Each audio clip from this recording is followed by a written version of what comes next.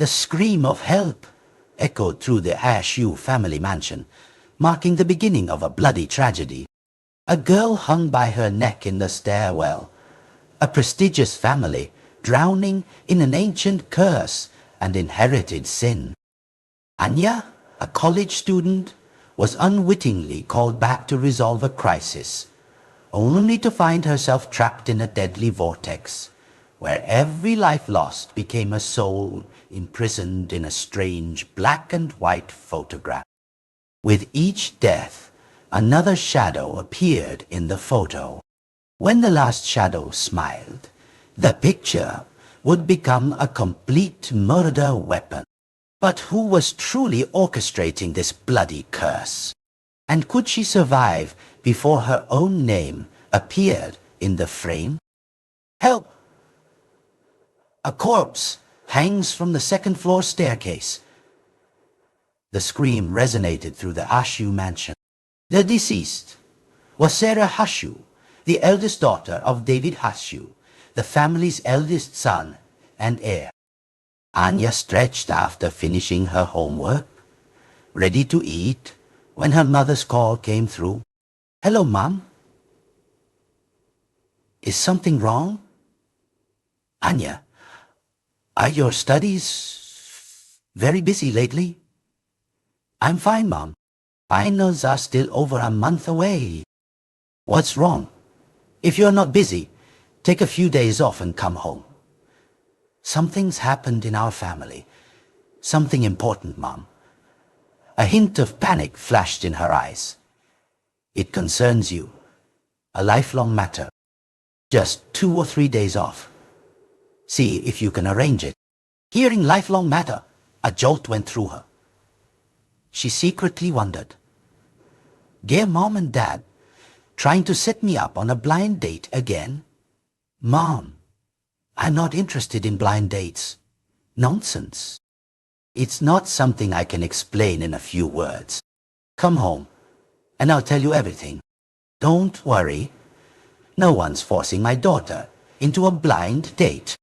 Come back as soon as possible. If you wait too long, I won't be able to handle it anymore. That's it for now. We have guests. I need to go make some tea."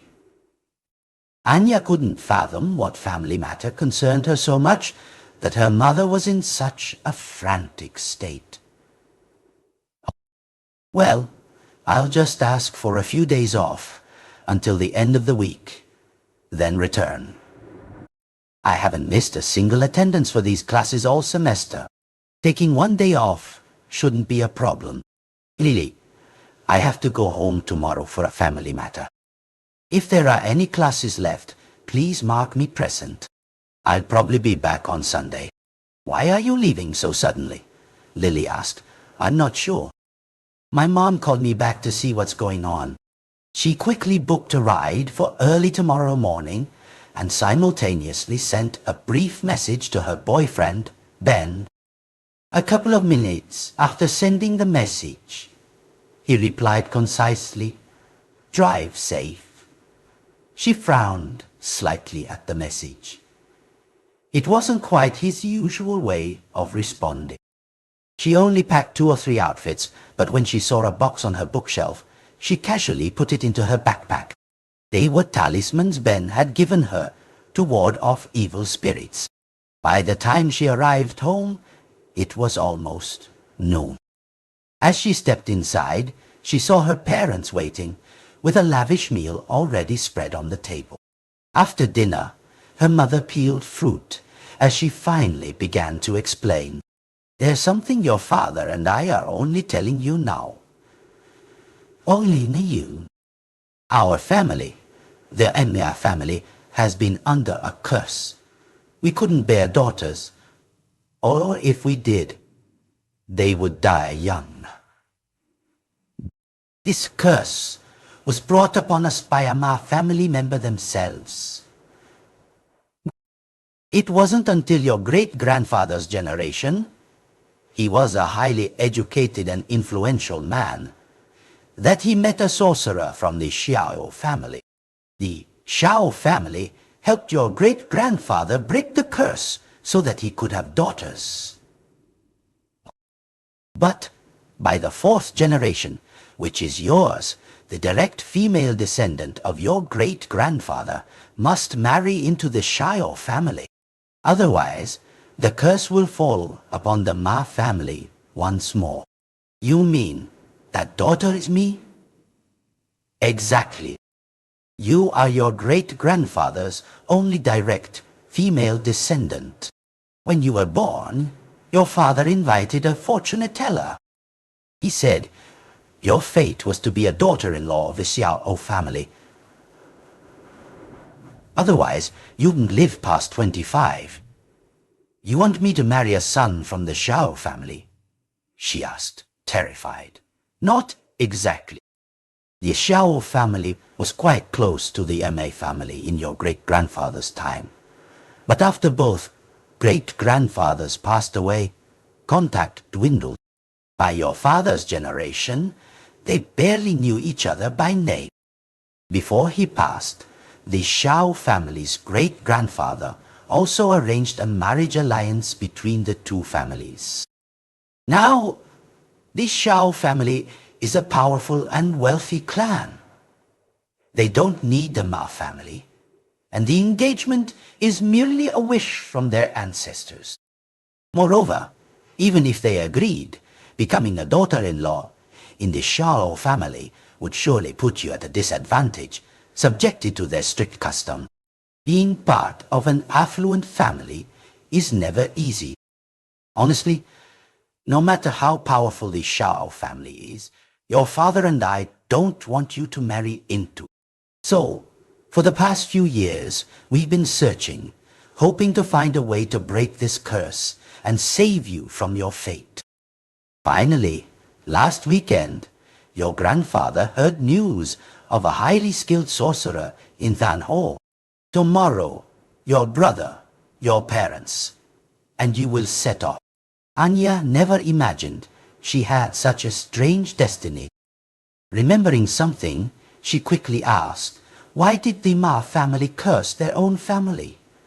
It's said to be due to internal strife, intergenerational conflicts that led one person to die in resentment.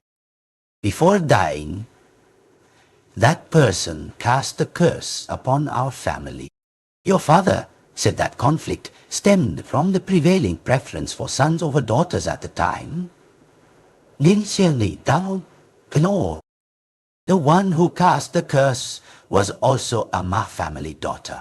No wonder there are so few daughters in our family.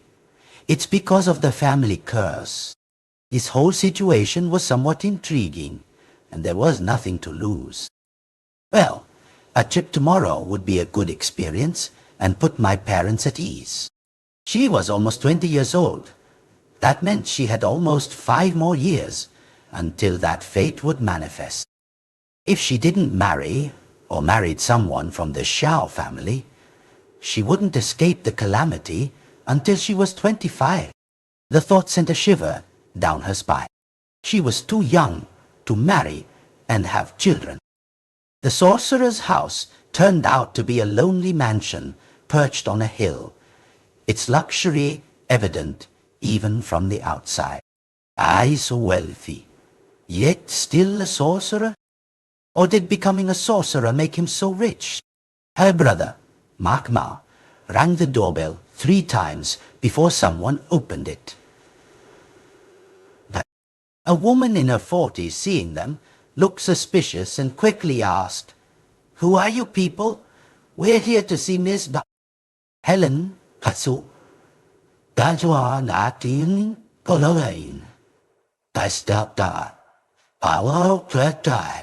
Our grandfather, Mr. Ma, knows her. Please wait. I'll ask the mistress." Oh, so my grandfather knows this sorceress? Why are we only coming here now? Grandpa knows her. But why are we only seeking her help now? Last month, your grandfather went to a high school reunion and ran into her. After talking for a while, he learned she'd been a sorceress for several years, studying under a profoundly spiritual master. She told him to bring you here. And she would find a way to help. She's actually Mr.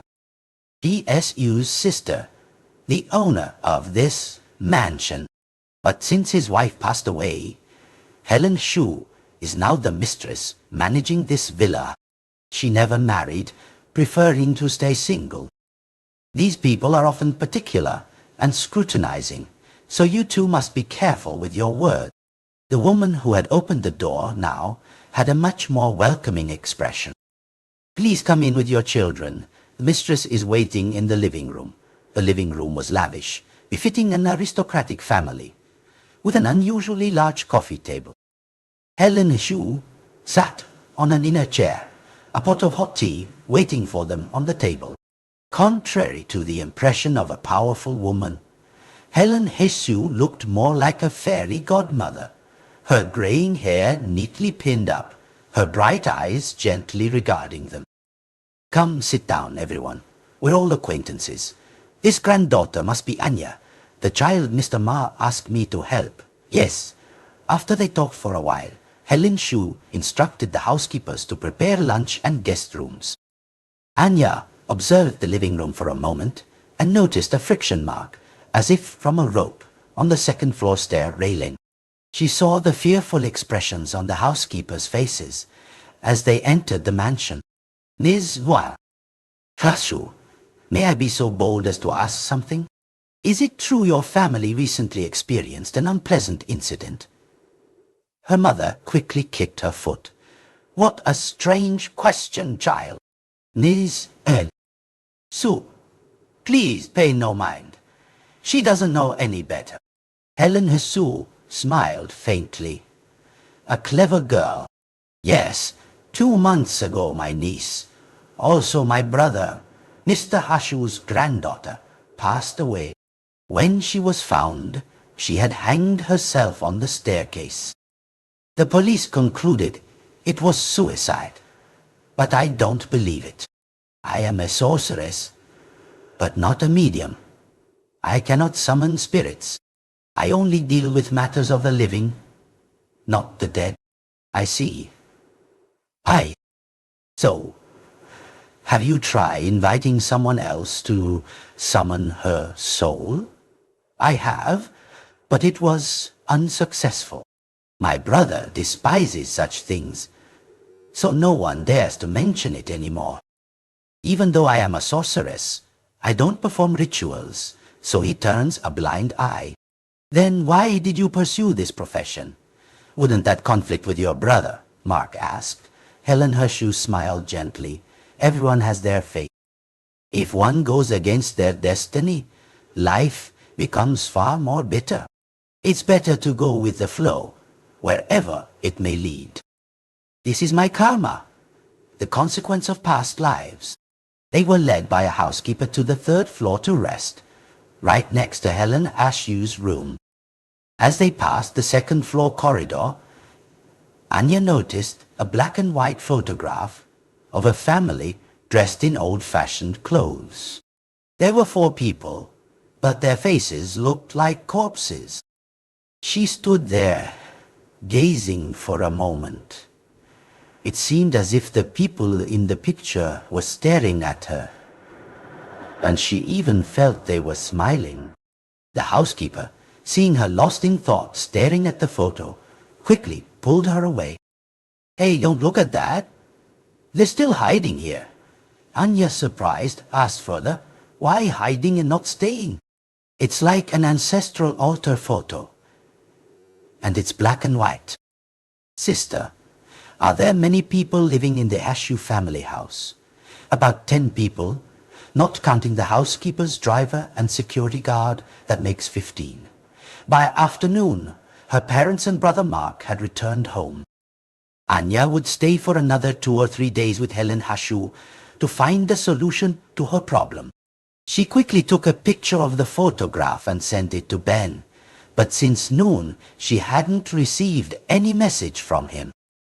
She planned to call him tonight after everyone was asleep. He was probably just busy. Now that she was alone, she couldn't help but feel a sense of unfamiliarity and emptiness. Helen Hasu had arranged to read her fortune tonight to determine her destiny. Helen Hasu looked at her old friend's granddaughter. Her beauty wasn't striking, but her character was good, and her fate seemed a little special. She was an interesting girl.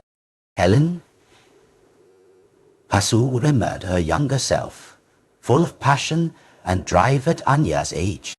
She turned to Mr. Lee, the housekeeper, beside her. "This young lady is a distinguished guest. Please ensure she is well taken care of. I hope my plea will be answered." After dinner, Anya went to Helen Hasu's private room. The room was filled with books on feng shui, astrology, and divination. A freshly brewed pot of tea, steam rising, sat on the table. Anya gave her birth date to Helen Hasu. While waiting for her to make calculations and draw diagrams, she checked her phone for new messages. Still no reply from Ben since morning, making her feel restless and worried. "Anya, your astrological chart truly indicates a short life, difficult to live past 25, but there's a benefactor, so there will be a way to resolve it. It's just that, apart from marrying into the Xiao family, I haven't found another solution yet. Madam, why must it be the Xiao family? From what I see, you were born at an yin hour, on an yin day. While the Xiao family is very yang, masculine, strong, perhaps their great-grandfather foresaw the future and proposed this solution. Furthermore, your fate is one of bearing the family's burdens, meaning any debts accumulated over generations will be yours to carry. And you will reap both blessings and misfortunes yourself. Therefore, this destiny requires you to diligently perform good deeds, help others, and create merit to counteract misfortune. This is also karma from past lives. That's enough for today. Let me study this further. Madam, may I ask whose family that photograph in the second floor hall belongs to?" Helen Hasu seemed to hesitate. "Ah, that photograph is of a Hasu family, but not our direct lineage. That's my grandfather's younger brother, whom I call great-uncle. Why is your family displaying that family's photo?" "Ah, that's from my grandfather's time. I'm not quite sure either." Anya left the room. Helen Hasu gazed at the astrological chart, lost in thought. This is a difficult chart, but not impossible to find a weakness to break. It feels as if this girl came into this world to repay karma, but also to experience, for every hardship will surely bring a benefactor. It's just that this benefactor is also strange. Clearly a helpful person who appears, but then becomes the source of injustice. Anya didn't rush back to her room. She walked down to the second floor.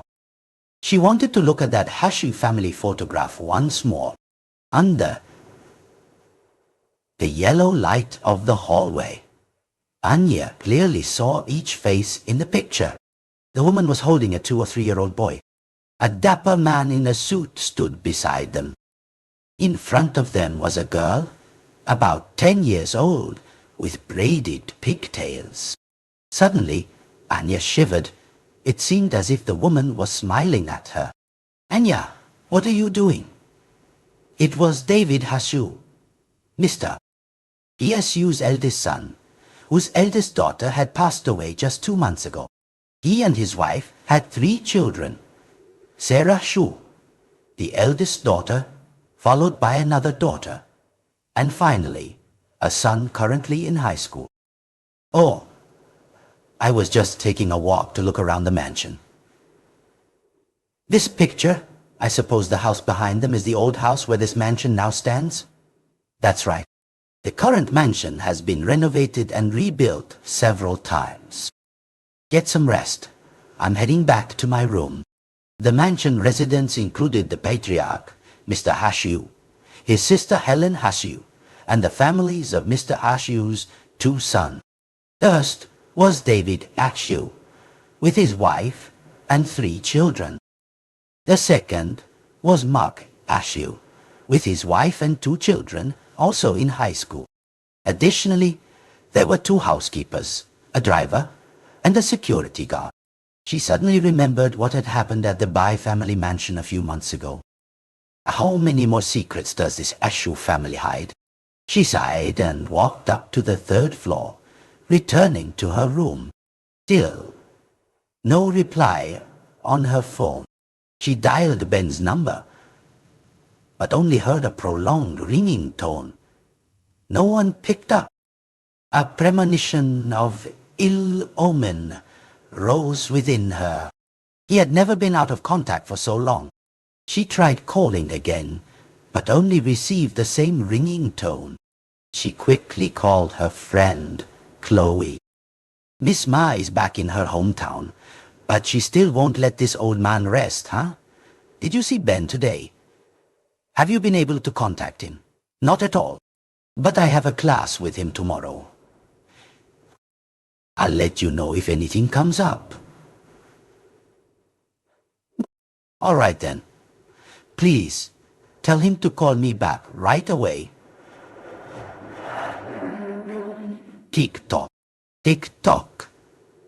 But in the middle of the night, she suddenly woke up in complete silence, save for the ticking of the wall clock. The air was chilly, so she pulled the blanket up high. Suddenly, she heard footsteps outside in the hallway, and the sound of a ball bouncing. Then, giggling children. Strange. There are no small children in this mansion. The youngest is already in high school.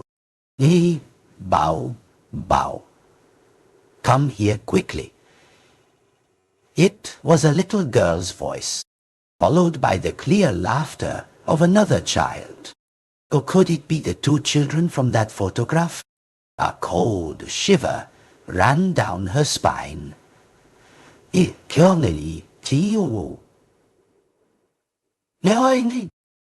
debated whether to go out, but she was alone here. If anything happened, who would come to her rescue? The children's voices outside persisted. She decided to get up, opened the box Ben had given her, which contained a Buddha charm bracelet and other trinkets. Feeling the bracelet might be useful, she stepped out. But as soon as she peeked into the hallway, everything fell silent. She walked out. Right in the middle of the hallway was a ball, but no children. She carefully picked up the ball. It was old and worn. But should I bring it into my room?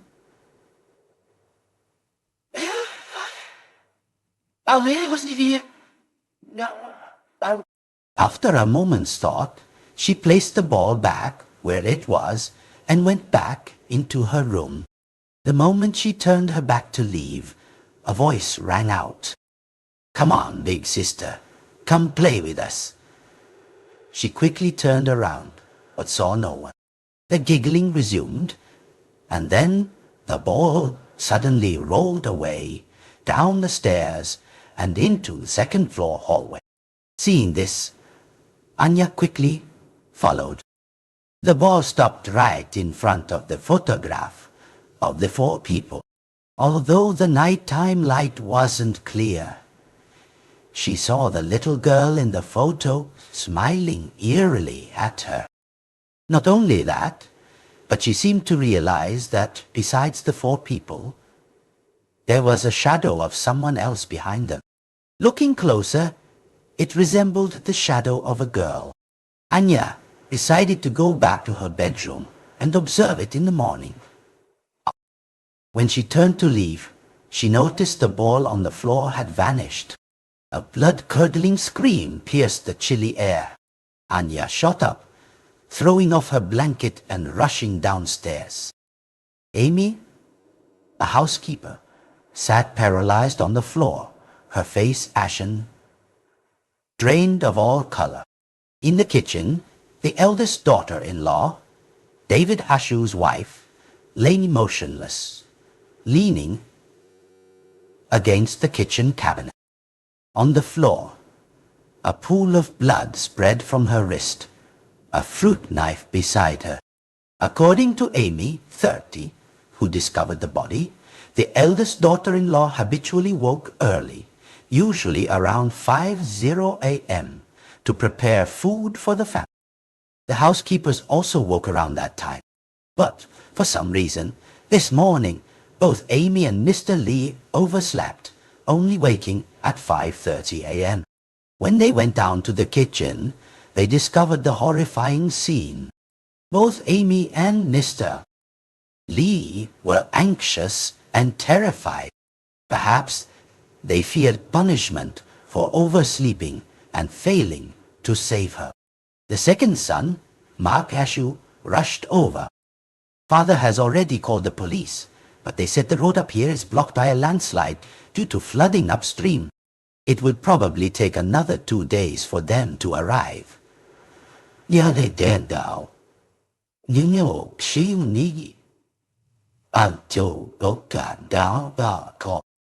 So, for now, let's move sister-in-law to an empty room and preserve the scene.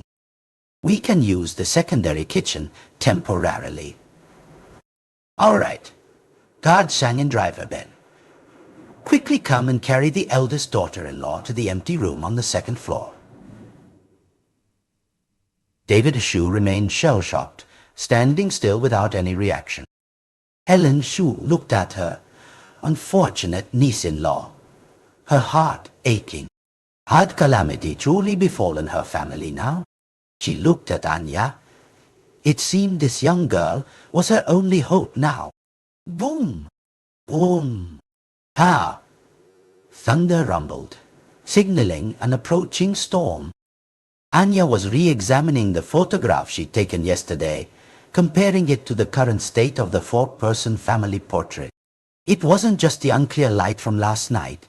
The two pictures taken at different times differed significantly. She took out her phone and captured a second photo. As everyone in the Ashu family speculated about the eldest daughter-in-law's death, the second daughter-in-law spoke up, full of sarcasm. Didn't the eldest son have an affair outside, leaving consequences that forced our sister-in-law to such an extreme? What did you say? David Shu roared, as if he wanted to rush over and silence his sister-in-law. Do you think you can hide it? Everyone knows you have a mistress. How many times have you two argued because of your affairs? No one in his house said anything out of pity for the children. The second daughter-in-law showed no intention of stopping. All right, stop talking. Is this the time to dig up old matters? Mark Shu yelled at his wife. The second daughter-in-law, seeing her husband's anger, finally shut her mouth. It was then that Anya really noticed the second daughter-in-law. Outwardly, she wasn't as amiable as the eldest. A difficult, fierce, showy type. Not only that, her appearance was rather provocative, not exuding the aristocratic background of the eldest daughter-in-law. Anya wondered why the second son had chosen someone like her. She quickly went to her room to call Chloe, guessing her friend would have finished her first 3 classes by now. Hello? Did you see Ben today? Hey, I was just about to call you.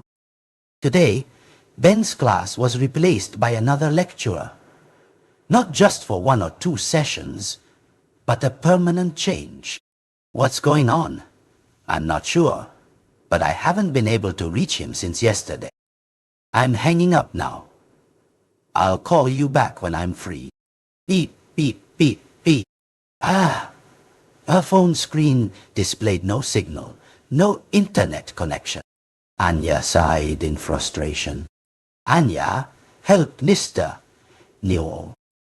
Lee and Amy prepared lunch and took care of various small tasks for the eldest daughter-in-law's funeral. This allowed her to learn that the second daughter-in-law had trapped the second son into getting pregnant. But he was a responsible man who had married her and treated her with immense love and indulgence. The eldest daughter-in-law and eldest son, on the other hand, had been childhood sweethearts. Her family was also well established, with both parents in the military, a perfect match. Yet, the eldest son still sought pleasures outside. It wasn't that no one in the family knew. They knew, but pretended it wasn't happening, trying to push it aside for the sake of family peace. Anya went up to call Helen Hashtu down for a meal. As she entered the room, Helen Hisu said, "Anya, I've contacted an acquaintance of mine. He's young, but incredibly knowledgeable and will try to get here in the next 2 or 3 days. I hope he can help with your situation." Helen Hasu's enthusiasm made Anya a little uneasy. Their family had lost 2 people in 2 months, yet she remained incredibly dedicated to Anya's problem. The rain began, and the air grew cold. On the second floor, the wailing cries of David Hashu's 2 children still echoed. The eldest son still sat beside his wife's body, his face blank with grief. It's true, he had affairs outside, but he still loved his wife and children. It's just that having money and power makes it hard to maintain virtue. What an irony, Anya thought to herself. Typical filthy male thinking. She herself was also extremely irritated by her inability to contact Ben. She was about to go to Helen Hashi's room to chat with her when she heard a blood-curdling scream from outside. She rushed out to the garden, no one even bothering to grab a raincoat or umbrella. The second daughter-in-law collapsed in terror by the edge of the swimming pool, her face utterly drained of blood, her mouth gasping incomprehensibly, just screaming. It was then that Anya looked in the direction the second daughter-in-law was pointing. In the cold swimming pool, a child's body floated. Liam Hashu, Mark Hashu's eldest son, had drowned. This image reminded her of the housekeeper's death at the Bai family mansion, sending shivers down her spine. Why such a coincidence? From morning until afternoon, 2 lives had been lost, and a child, a 15-year-old middle school student, who was supposed to take his entrance exams this year. On the bottom of the pool was an old, faded red rubber ball, the same one she had seen in the hallway. She knelt down and observed it for a while. There was a faint scent. She was about to pick up the ball when Helen Hashu called out loudly, "Don't touch it! Your fingerprints will be left on it. Let me put it in a plastic bag." With that, Helen Hsu put on medical gloves from a nearby first aid kit and carefully placed the ball into a Ziploc bag. The child's body was carried back to a room. Helen Hsu and Mr. Mo Hasu had to witness another grandchild's death. Both collapsed as guard Jan carried the child into the house. The second daughter-in-law seemed to go mad, muttering incomprehensible phrases like, "You rotten thing. It's because of you. You idiot. You bastard." Anya looked at the family photograph again, raised her phone, and took another picture. Looking at the deaths and the people in the picture, it seemed the next person to die would be a man. Thus, 4 lives lost would perfectly match the family in the photograph. She entered Helen Hashu's room, knowing that the woman was utterly devastated. But Anya had to voice her suspicions, hoping it might prevent the perpetrator from striking again. Miss Hashu, I want to ask what happened to that four-person Hashu family. I think I've figured out a few things. Ah, I suppose you also suspect that four-person family is somehow involved. Actually, this land belonged to their family. But my grandfather, a man full of schemes and calculations, found every way to seize his younger brother's land, and even took over their family business. I'm not sure if it was an accident or a setup that year, but when my great-uncle's family was on the verge of bankruptcy, their mansion caught fire. Out of 5 family members, 4 burned to death.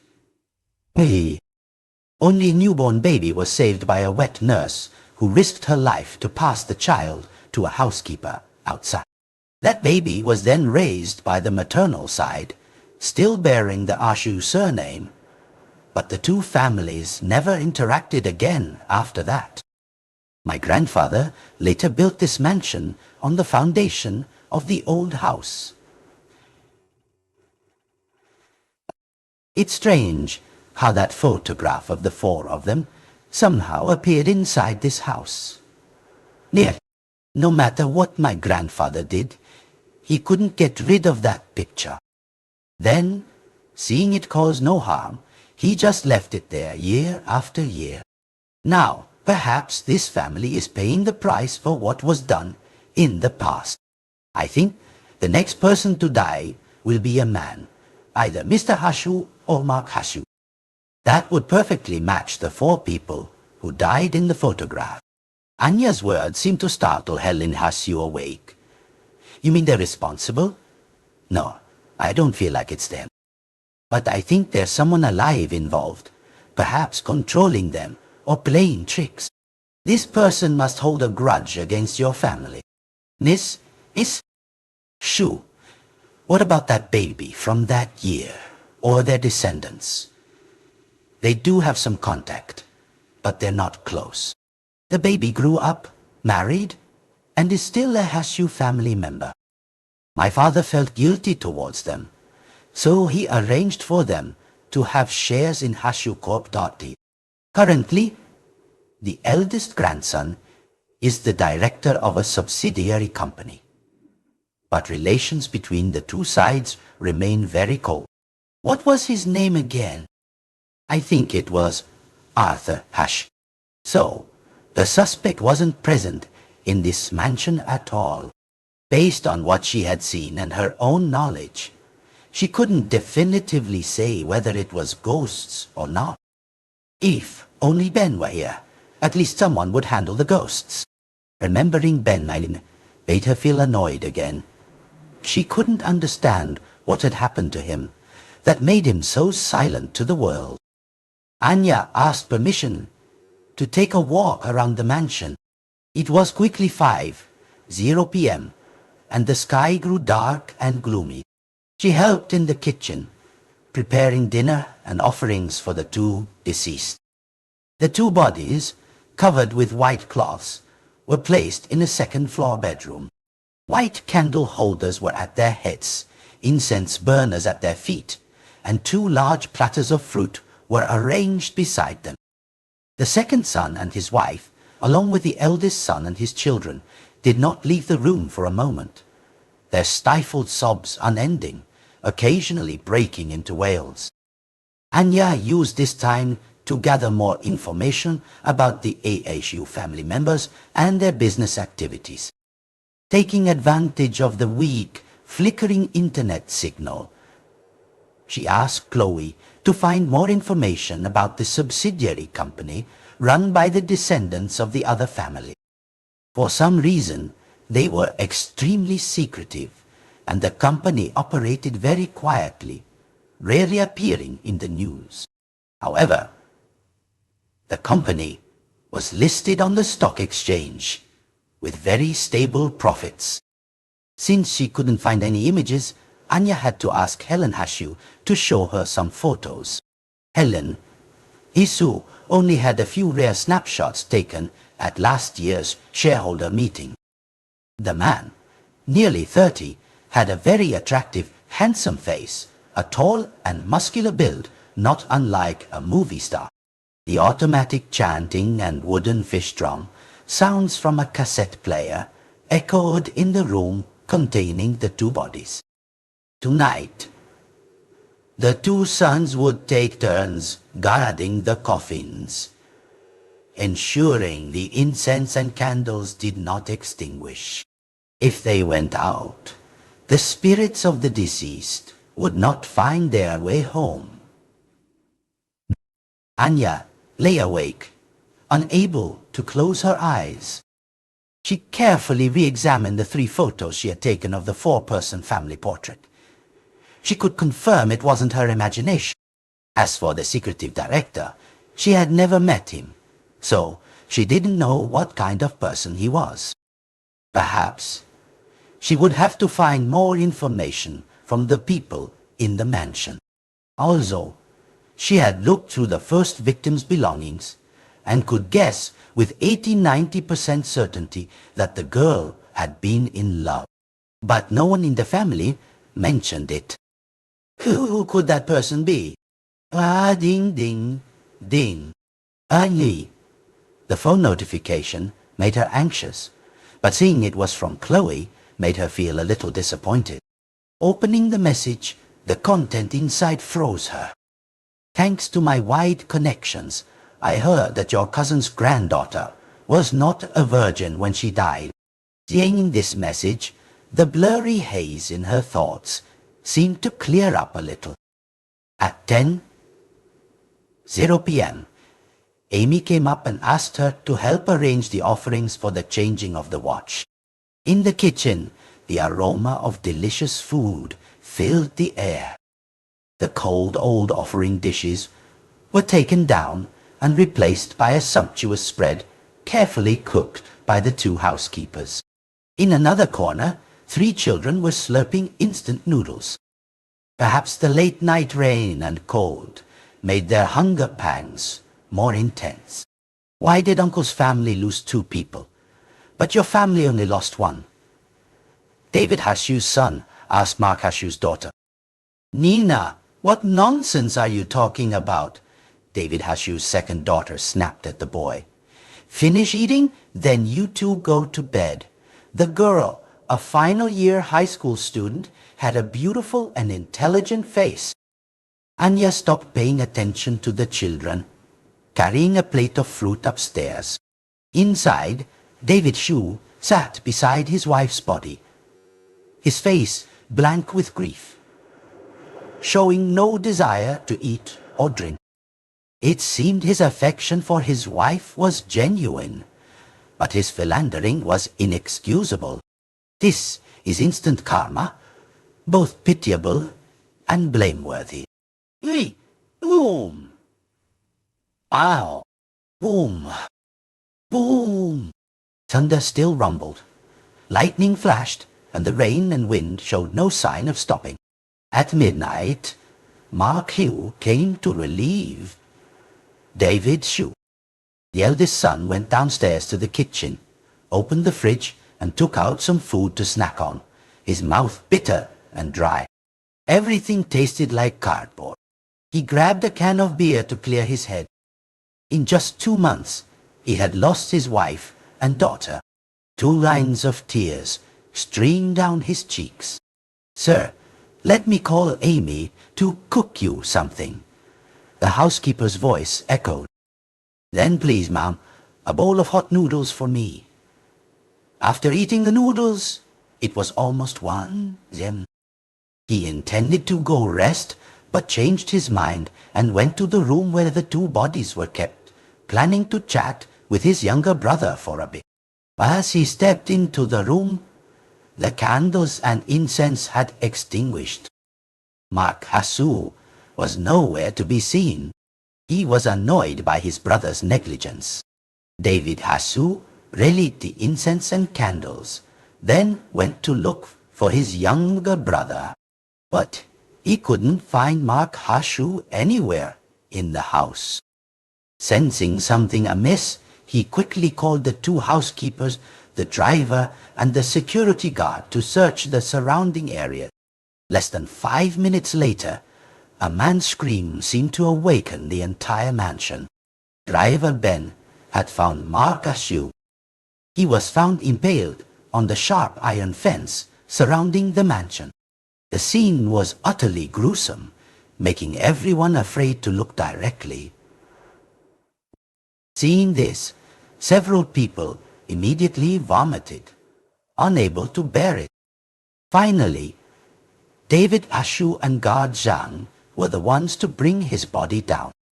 Helen Shu and Anya were startled because it aligned with Anya's thoughts, but she hadn't expected the perpetrator to act so quickly in such a short time and with such a dramatic death. At this point, Anya couldn't predict the perpetrator's next move. Would he kill again?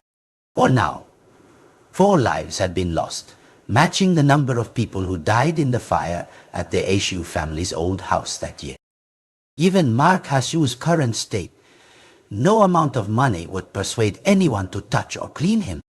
Finally, Mr. Hashu himself personally bathed and dressed his son.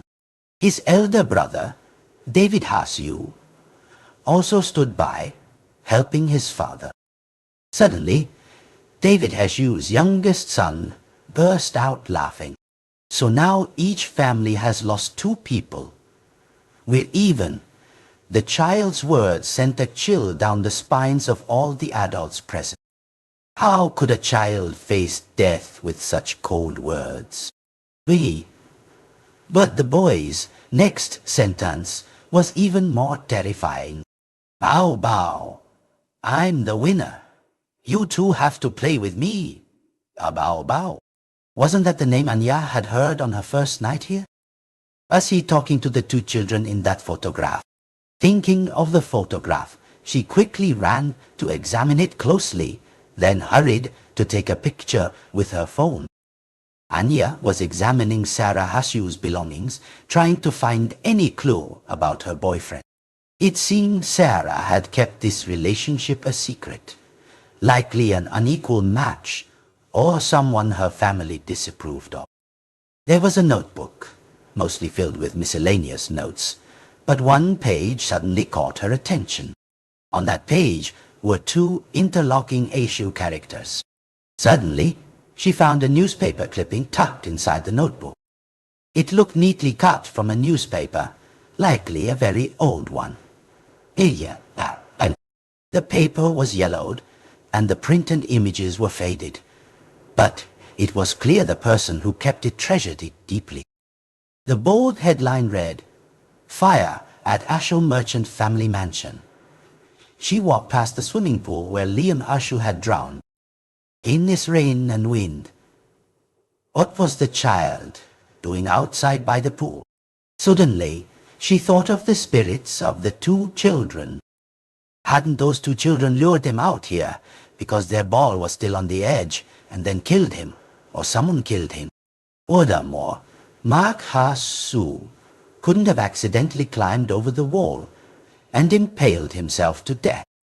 Perhaps the culprit was trying to make it look like an accident, not a suicide.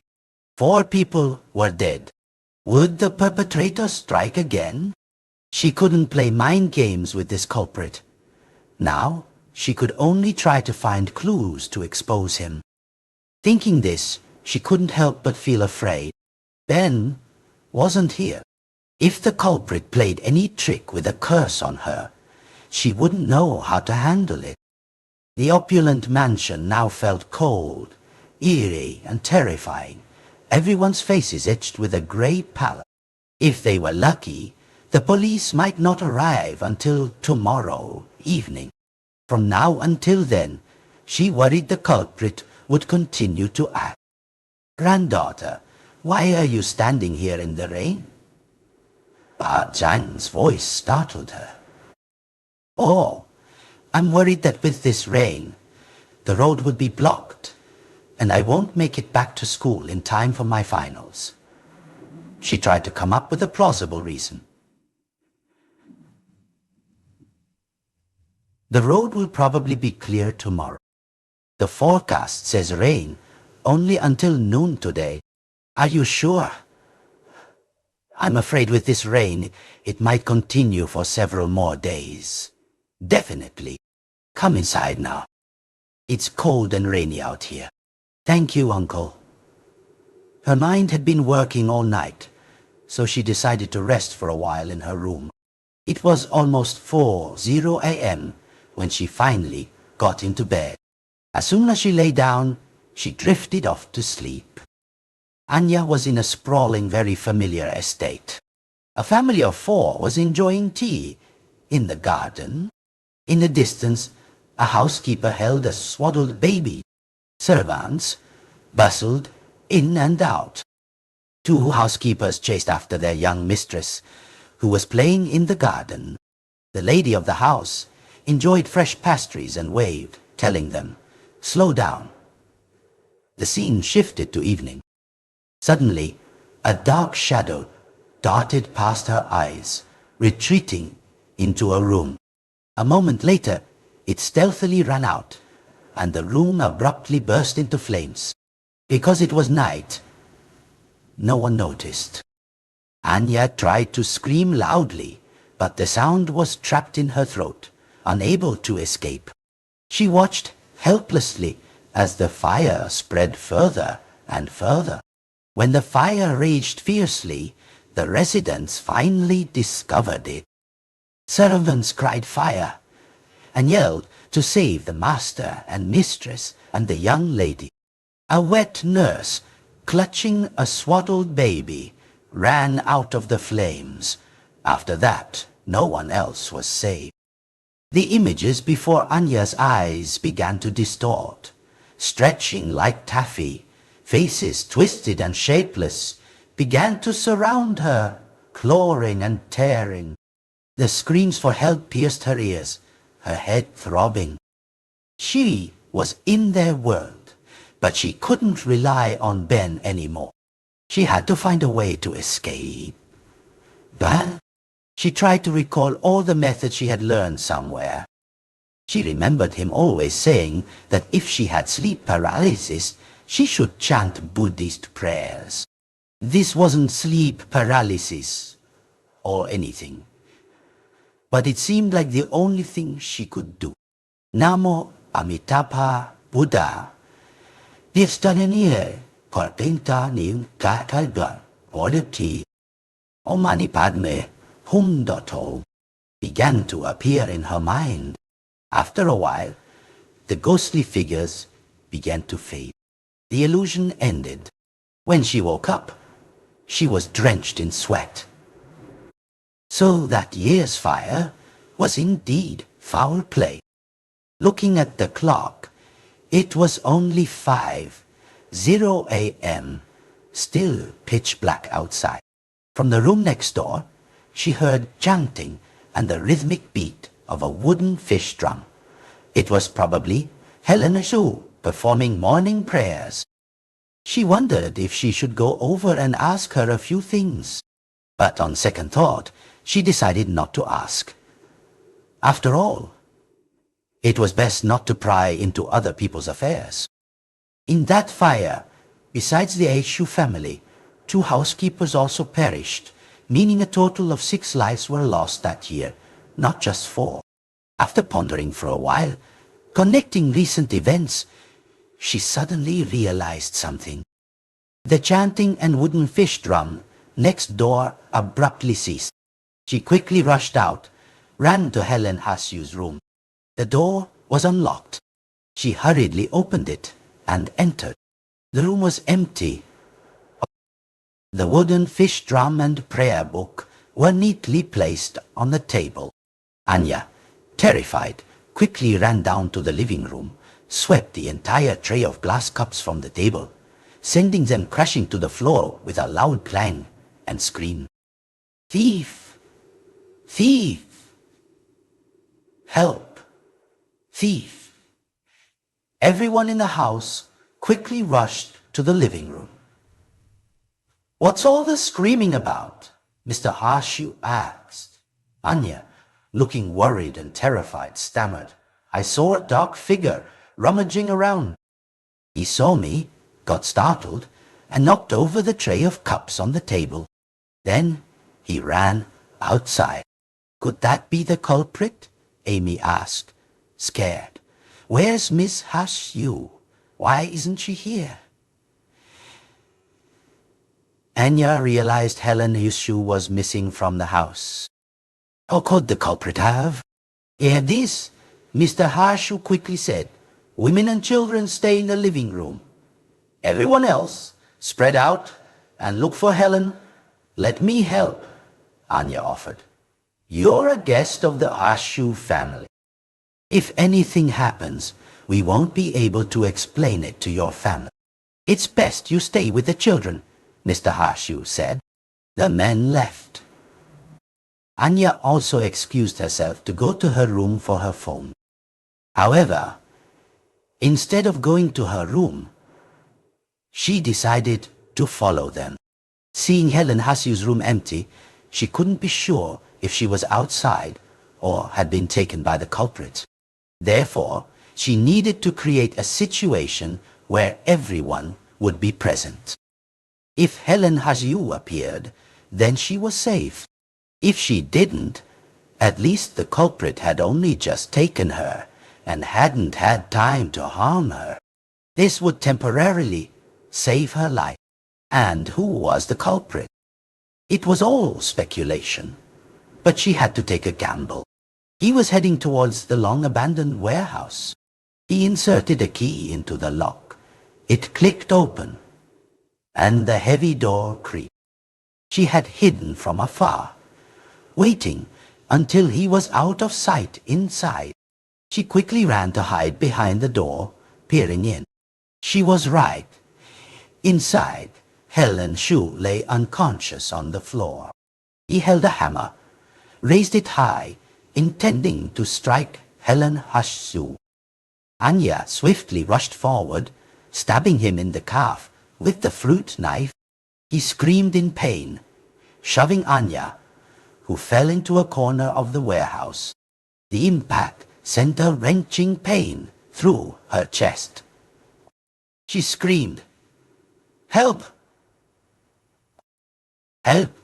He limped towards her, dragging the hammer, his face furious, wanting nothing more than to smash her. The sound of the hammer scraping the ground felt like it was crushing Anya's heart. She quickly rolled towards the door, escaping the first blow, screaming as if to tear through the cold rain. Help! Though injured, she was so terrified she almost crawled on the ground. Fortunately, his leg injury prevented him from moving quickly. Reaching the warehouse door, the rain soaked her body and the sky began to lighten.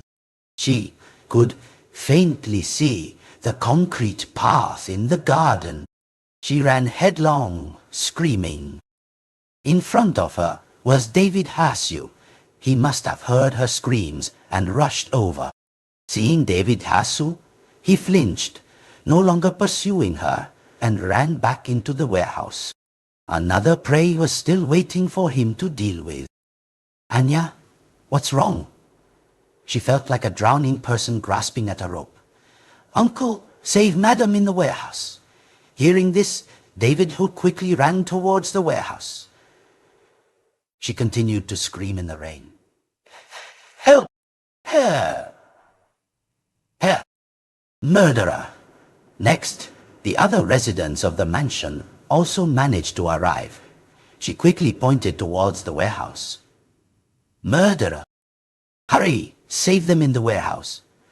When everyone ran there, they saw David Harshu and the culprit grappling on the ground, their faces covered in blood and flesh.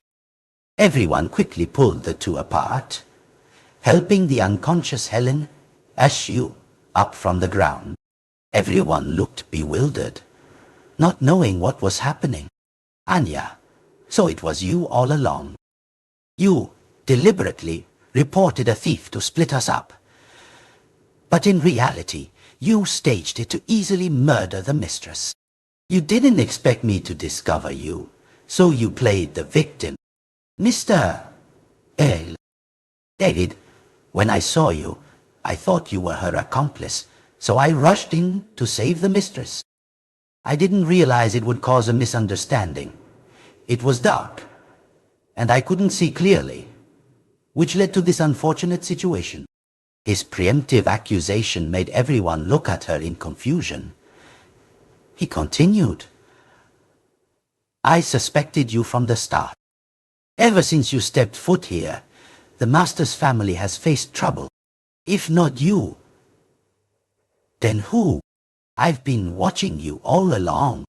It turns out you've been faking spirits and ghosts, using charms on Helen Ashu to make her obey your every word. You plan to kill the entire Ashu family. What's your conspiracy? Don't even think you've won. Mr. Ashu looked at Anya with deep suspicion. Mr. Sue? Everyone, if you want clarity, please take Ms. Ashu to her room first. The rest of you should return to the living room.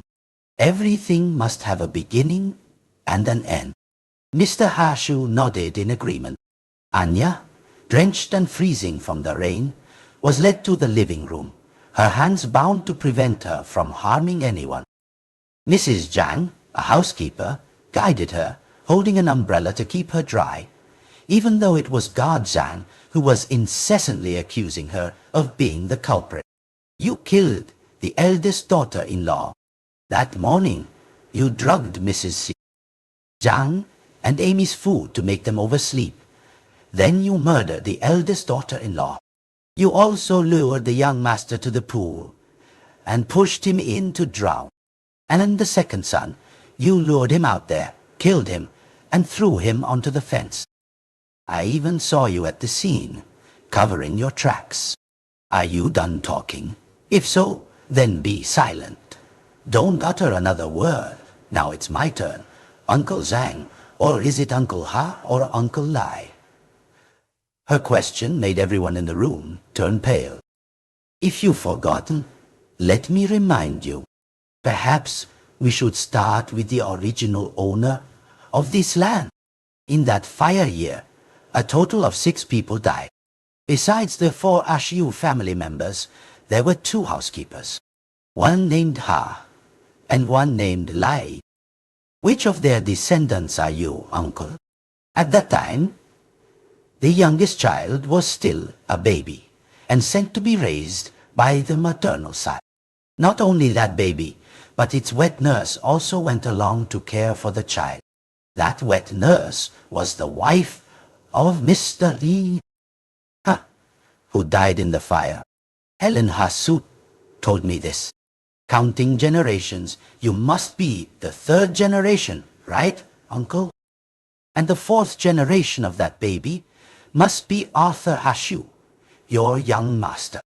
At this, the faces of the Ashu family turned ashen as their family secret was finally exposed. Your master, Arthur Ashu, was originally an ambitious person, greedy for wealth and power. The events of that year filled him with resentment, because if not for that incident, he would now be the head of Ashu Corp, not merely the director of a small subsidiary. Not to mention, that year was also a bloody family purge, a brother killing his entire family to seize power. Therefore, he planned to reclaim what was rightfully his, as well as to seek revenge on your family. A life for a life. Initially, he approached the second daughter-in-law of this household, knowing she was greedy for money and easily swayed by benefits. You two once had an affair, didn't you? Anya cast a glance at the second daughter-in-law, whose face was completely drained of blood.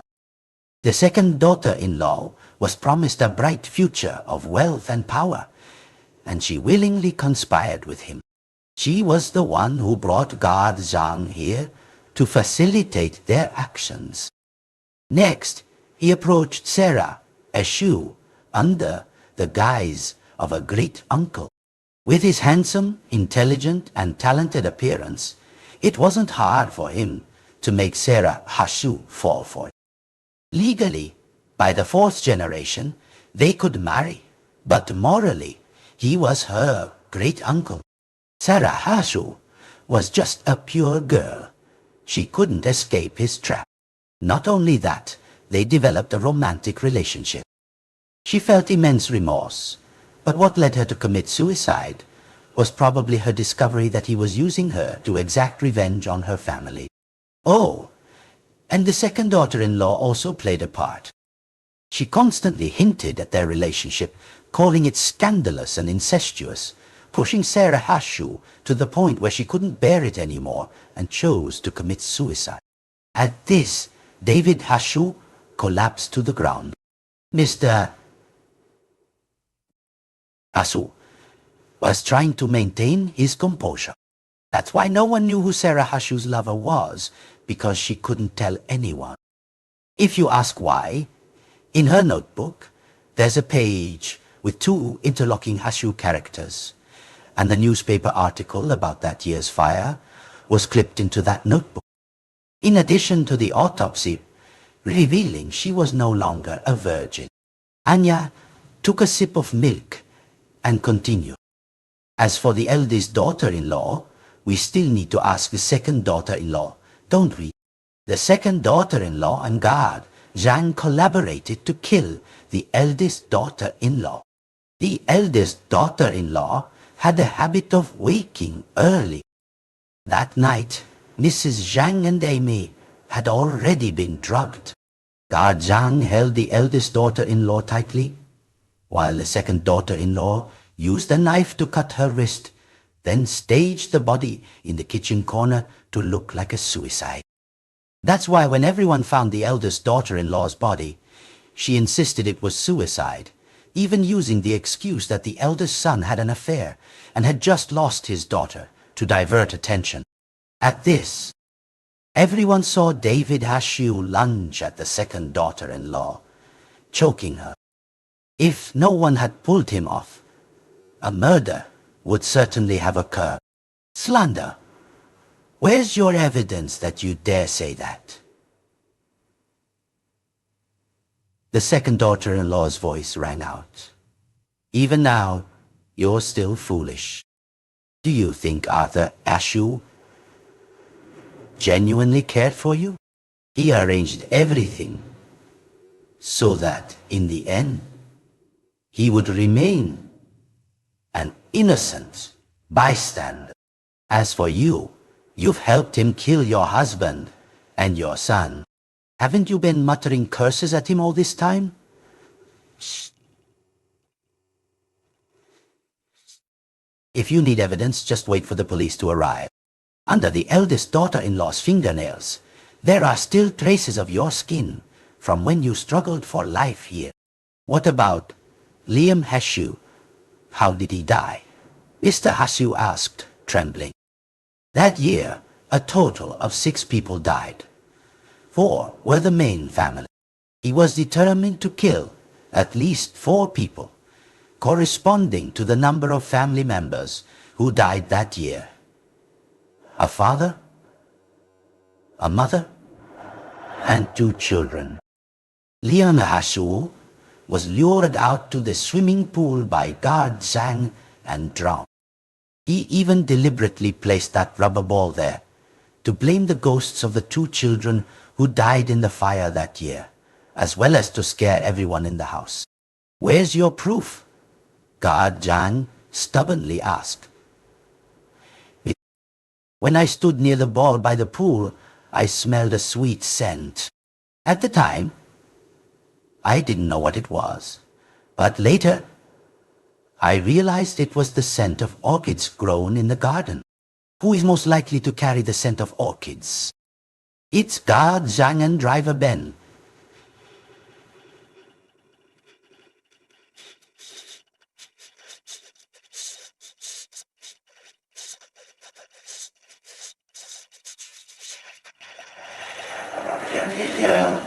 The main house.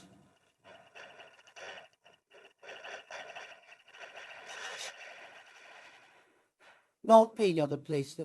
Both of them were there, so I couldn't guess who.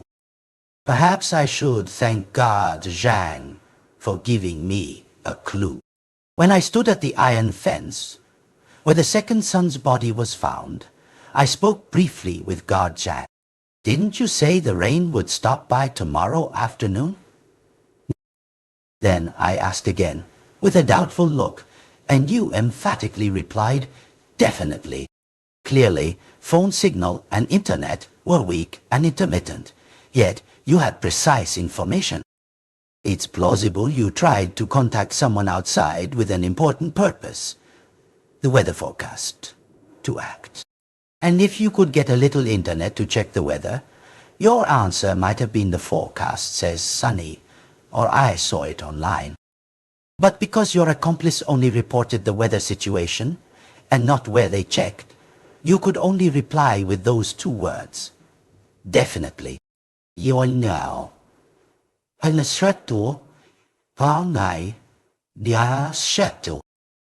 it would be sunny this afternoon, you needed to act even faster. Kill the remaining 2 lives before the police could arrive. As for Mark Hashu, you also used a sedative when you lured him to the iron fence. Then, with your tall and sturdy build, you easily threw him onto the iron fence, which is only about 1.7 meters high. There must still be blood spatter on your clothes. Note, blood spatter, not smeared blood from carrying Mark Hashu from the fence into the house. The police will find out when they check. Even if you showered briefly, it will still react to blood residue. Hearing this, Guard Zhang struggled out of Driver Ben's grasp, intending to escape through the door. But suddenly, a tall figure at the door delivered a kick straight to his face. He screamed in pain, collapsing and clutching his face, groaning. The person at the door, around 30, had bronze skin covered in mud from head to toe. He dusted his hands together and spoke. Hello, I'm Ethan, a friend of Ms. Eshuju. Due to the rain causing landslides, I had to climb over an entire mountain to get here. So, this is the person Helen Heshu called about Anya's situation.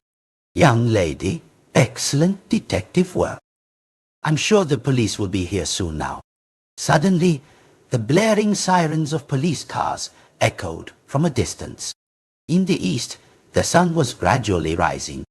Helen Shu had awakened in time. It was then that Anya led Helen Hashu and Ethan to the photograph. When I first arrived, after learning Sarah Hassu had died, a faint shadow of a girl appeared in the photo. Then each time someone died, another shadow appeared. She showed them the pictures she had taken. After murdering people, he imprisoned their souls in this photograph. Anya stated, "It's the art of soul imprisonment," Ethan explained. Swallowing the souls of the dead into an object. Once the resentment is sufficient, that object can kill people without its owner even having to touch it. Recently, transactions for paid assassinations have been on the rise in our circle, and the fee for each life is, of course, very high. Many people are trying to practice soul imprisonment, and objects imbued with murderous souls are sold at exorbitant prices. It turns out this old Zhang was using this for soul imprisonment as well. From what I see, with just 2 more lives, this photograph could become a full-fledged murder weapon. Each time a soul is imprisoned, the practitioner must shed a drop of blood. Now, if you want to help these people find peace, he will surely suffer a fate worse than death. Then, with your help, Master, Helen Zhu said respectfully to Ethan. As for those 2 children, They were just bringing their spirits from outside to scare everyone in the house. They are wandering child spirits, truly pitiful. After Ethan performed rituals to bring peace to the wandering souls, he spoke about Anya's situation. Young lady, I've reviewed your astrological chart. Now, if you want to change your fate, you might need a specific art. This art originates from the South Sea sect. I'm a disciple of the West Sea sect, so I'm not familiar with it. And practitioners of the South Sea sect are now extremely rare in our circles. I will do my best to search. If I find any information, I will let you know. Thank you very much, Master. Oh, and also I've done a few readings for you. In the foreseeable future, you will continue to face situations like this. So, you should learn a few small tricks for self-defense. Seeing that you have some talent, you can call me Master. Don't worry, my techniques are not ordinary. The young man smiled, his face radiant with confidence. Anya mused anyway. He's helping me look for information about that sect that can change fate. Plus, Ben isn't always by my side now, so taking him as a master and learning a few self-defense tricks isn't a bad idea at all. Hey, that's fine then. Not just fine. Many people want to apprentice with me, but I refuse. Let's say we are fated to be master and student. My initiation ceremony is simple. A good meal is enough. Anya returned to Hobin City to continue her studies, still unable to contact Ben. When she arrived at his rented room, it was locked tight, with a for rent sign from the landlord hanging on it. He seemed to have vanished without a trace. She worried about what had truly happened, or if her life had become too troublesome, causing him to distance himself. Nolita. Yile